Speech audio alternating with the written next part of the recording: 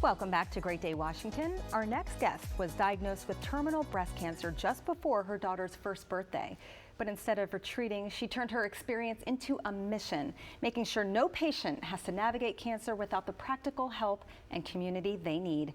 Joining me now is Elissa Kalver, the CEO and founder of WeGotThis.org. Welcome. Thank you so much for being here. Thank you for having me. Of course, it's wonderful to see you thriving. Thank you. Can you tell us a little bit about your early journey and also what made you want to help others when you could have just focused on taking care of yourself? You know, early on, it's one of those things that, unfortunately, I think all of us are affected by cancer, but I had never experienced it firsthand. And the first thing, which was intended to be such a positive thing, but became an unintentional burden, was friends and family asking, how can I help? What can I do? And I appreciated it so much, but I didn't want to ask for help. I didn't know what to ask for.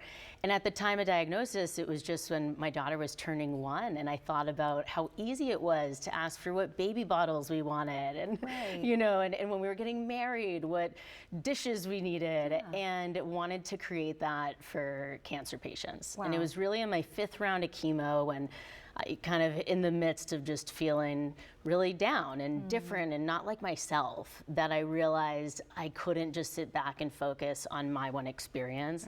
I needed to make it bigger than that. You just gave me the chills. Because there's just something so magical about, you know, you're suffering in your own way, but you're thinking about others at that time. And it was during your treatment that you launched the nonprofit. That's incredible. Yeah, it was in that 5th round where I came up with first this mission-driven feeling of I need to do something. And then I started calling up some friends with this biggest issue I felt when getting diagnosed, which was how to give and receive in the hard times. And then we took that, we did a GoFundMe, and people just really showed up. We raised over $100,000 for this idea, which made me realize that I wasn't the only one who thought it was a good one. Yeah, there was a need for it. It's interesting. We normalize, go to the registry. They even do that for birthdays, like kids' birthdays. So what a great idea to normalize giving people who really need it. Go to the registry. It's all right there. That's fantastic. What I love so much about it, and this wasn't even what I realized in the initial idea, it just snowballs and evolves in such amazing ways, is that not only do people then know what specifically we need, because we're all so different, we're all going through different things, but they get to learn a little bit about our experience. Like, I love Bombas socks because they don't have seams in the toes, and I get toenail infections sometimes from chemo. It's not something I go talk to my friends about. You know, I'm not going to bring it up at dinner.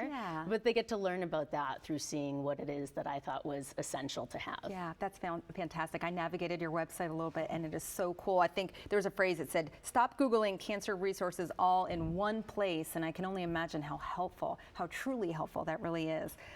You also wrote a book. I did. I'm really proud of it, and it really was just such a therapeutic experience, not only recapping these first few years of living with cancer, but relating that to my whole life and other things of how this kind of comes together. You know, cancer, I think, is the filler word. It's that you can fill in the blank for whatever it is that you might be going through, and I hope that this book helps redefine success in a lot of ways for everyone going through a hard time. Who would you say this book is for? So I try to stray away from saying everyone, but it just so is.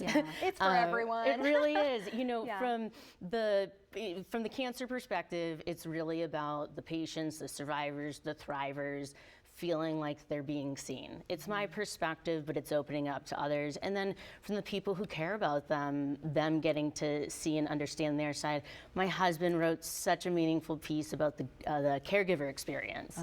And I just think having all that representation really helps. And like I said, it goes into some other things like how I started a nonprofit, collaboration, all these things that I think are important for everyone. Well, I know that it's candid, it's funny, it's very inspiring. So it really is for everyone.